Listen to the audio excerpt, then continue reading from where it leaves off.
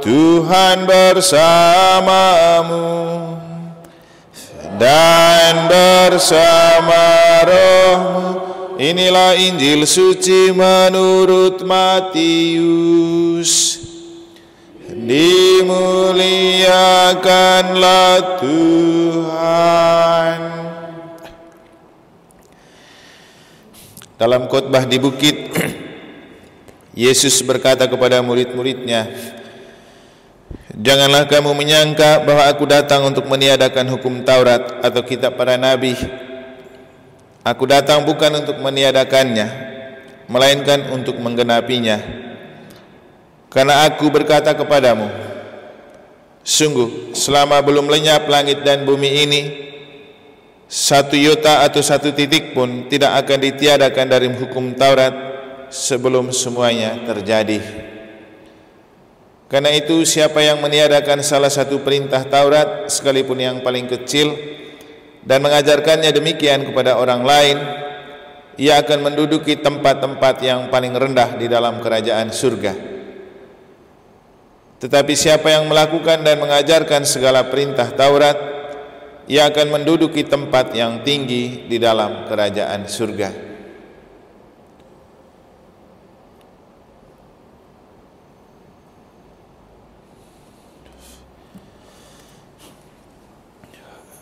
Demikianlah sabda Tuhan. Terpujilah Kristus.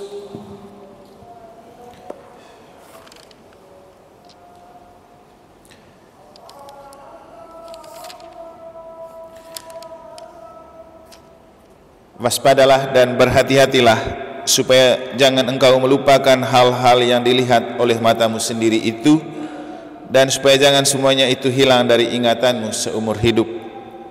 Beritahukanlah semuanya itu kepada anak-anakmu dan kepada cucu-cucumu serta cicitmu. Para suster, Bapak Ibu, saudara-saudari, adik-adik dan anak-anak sekalian yang saya kasihi dalam Tuhan, itu adalah pesan akhir dari Musa kepada umat Israel dalam bacaan pertama yang kita dengar saat mereka hendak menyeberangi Sungai Yordan. Apa yang Musa katakan berapa ribuan tahun yang lalu masih aktual dan relevan atau masih bermakna untuk kita yang hidup di zaman sekarang. Karena ada bahaya terbesar yang sedang melingkupi hidup kita, yang juga bisa berbahaya untuk anak-anak dan cucu ketika kita hidup berdasarkan opini publik, atau ketika kita gemar membangun narasi tentang sesuatu yang sepertinya bukan seperti itu terjadinya, atau sering bercerita tentang katanya bukan faktanya, atau tadi yang saya bahasakan dengan asumsi atau tuduhan. Asumsi itu mengatakan sesuatu yang belum tentu faktanya seperti itu. Contoh, kita bicara pemilu curang, padahal faktanya data ada di KPU, juga ada Bawaslu. Setelah ditanya mana buktinya, mulai kalang kabut. Sekarang yang lagi ramai itu bicara tentang hak angket. Ya, kita yang tidak mengerti pikirnya hak angket itu untuk membatalkan pemilu, padahal hak angket DPR itu bukan untuk membatalkan pemilu, tapi melihat kembali undang-undang atau mengkritiki pemerintah tentang kinerjanya.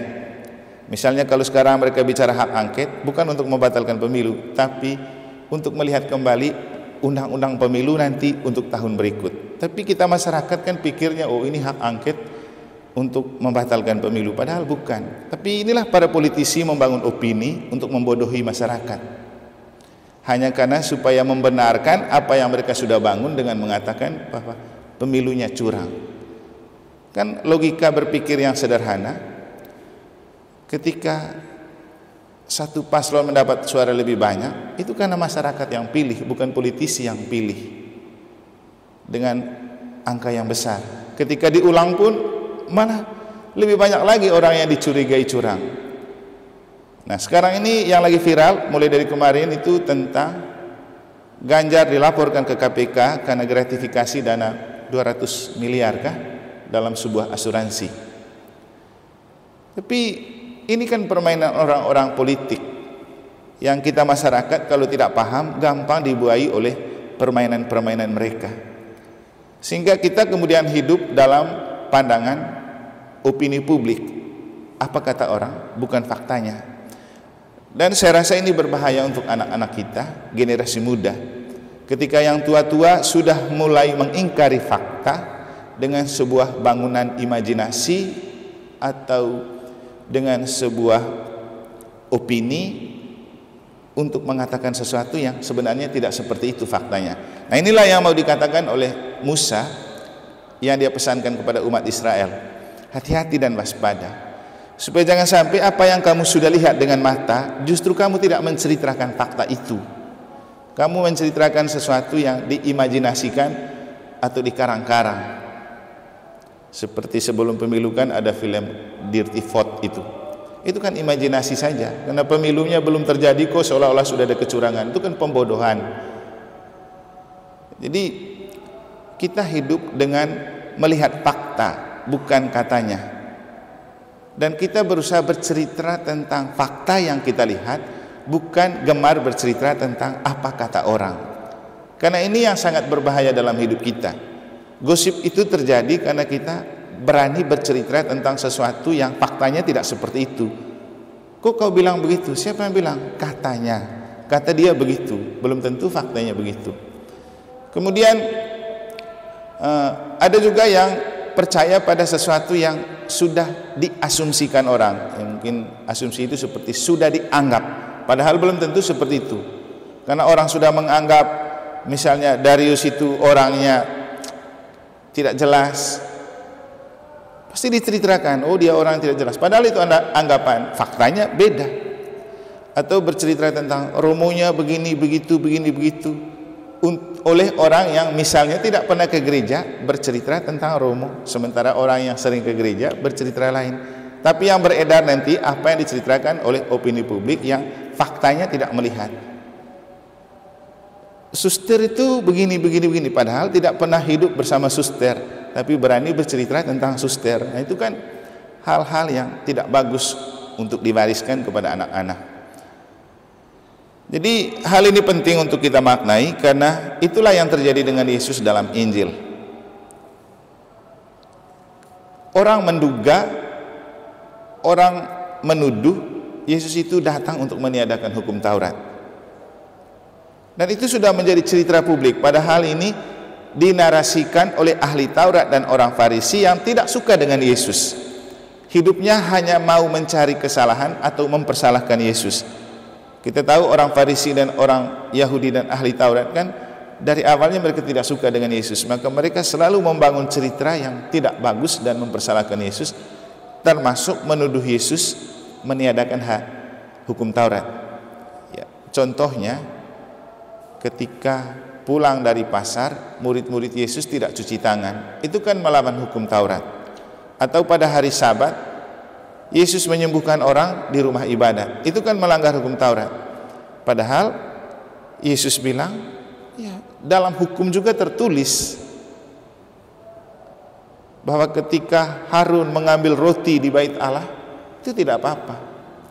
Jadi yang terjadi, orang tidak paham hukum tapi bercerita bahwa Yesus itu seolah-olah melanggar hukum Taurat. Maka dalam Injil hari ini kita mendengar Yesus itu memberikan sebuah penegasan. Aku datang untuk menyempurnakan hukum Taurat, bukan untuk meniadakan. Dan saya mengatakan bahwa siapapun yang meniadakan satu iota pun dari hukum Taurat, ia berada di paling bawah dalam api neraka. Apa yang Yesus katakan? Yesus bicara fakta, bukan anggapan. Yesus memberikan sebuah pembenaran bahwa dia datang bukan untuk meniadakan hukum Taurat, tapi untuk menyempurnakan. Yang oleh opini publik, mereka yang tidak suka atau kelompok-kelompok haters itu sudah terlanjur bercerita kalau Yesus itu meniadakan hukum Taurat.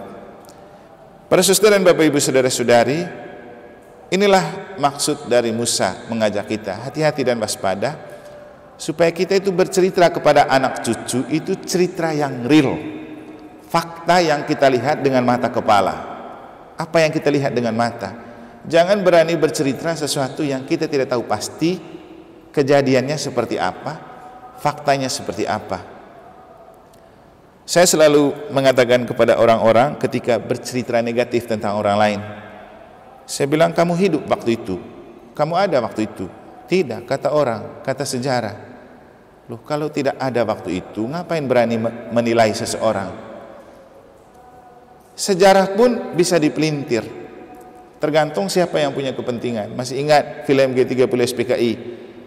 Masih ada dulu ada istilah PSPB, Pendidikan Sejarah Perjuangan Bangsa, kan sudah tidak ada lagi itu mata pelajaran. Kenapa? Banyak sejarah yang dipelintir tergantung kepentingan penguasa. Nah, dalam gereja juga kadang-kadang cerita itu mengalir dari generasi ke generasi. Dulu katanya gereja kita itu begini, dulu katanya begini. Kita lihat faktanya. Saya selalu mengatakan kepada orang, jangan terlalu menilai seseorang dari apa yang terjadi dahulu. Sekarang kamu menilai seseorang yang kau alami bersama orang itu sekarang. Sama juga dengan hidup beriman. Kita ini membangun iman dari cerita-cerita kitab suci. Maka kalau mau punya iman yang benar, dengar apa kata kitab suci, belajar apa ajaran resmi gereja, supaya tidak dimanipulasi oleh opini publik. Misalnya katanya dia di gereja nggak boleh begini, nggak boleh begitu, katanya. Saya sering mengalami beberapa umat yang ketika mereka bertanya kepada saya bilang, tidak seperti itu aturannya. Memang kamu dengar dari mana? Kata si dia begitu, Romo.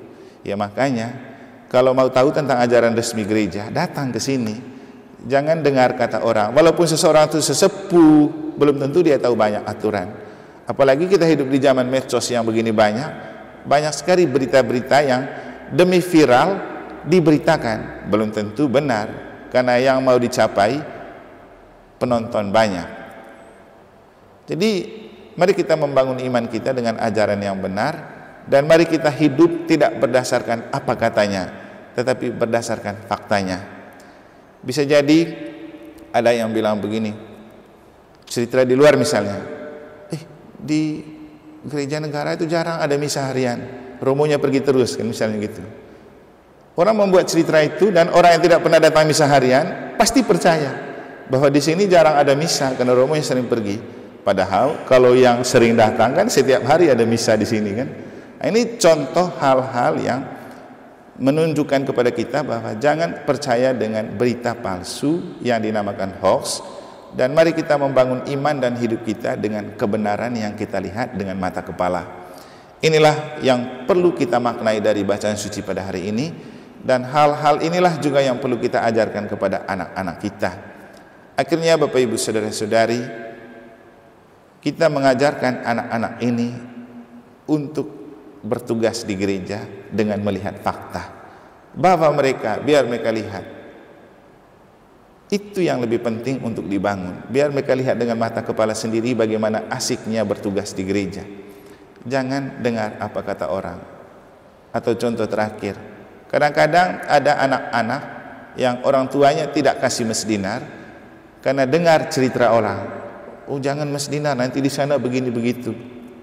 Ya, faktanya yang sering datang kan enjoy mereka misalnya. Jadi ini beberapa contoh yang untuk kita sangat penting, bagaimana mengajarkan anak-anak kita tentang sebuah kebenaran dari apa yang kita lihat dengan mata kepala, bukan dari apa yang kita dengar dari kata orang. Semoga Tuhan membantu untuk kita lebih jernih melihat kehidupan kita, membangun iman kita dengan kebenaran-kebenaran yang kita alami sehari-hari. Semoga Tuhan memberkati.